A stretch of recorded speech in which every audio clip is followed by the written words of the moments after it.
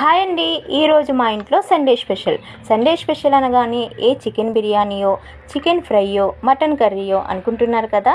అవన్నీ ఎప్పుడు తినేవే కదండి. అందుకని చెప్పేసి ఈరోజు నేనైతే మంచి ట్రెడిషనల్ ఫుడ్ అయితే రెడీ చేశానండి.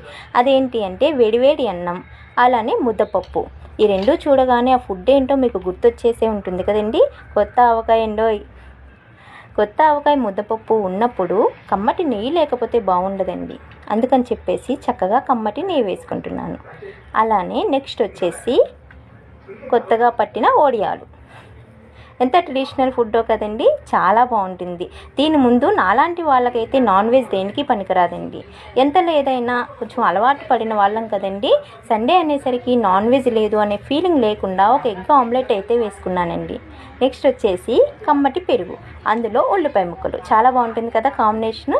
ఈ ఫుడ్ ఇష్టమైన వాళ్ళు లైక్ చేసుకోండి, నా ఛానల్ని ఫాలో చేయండి.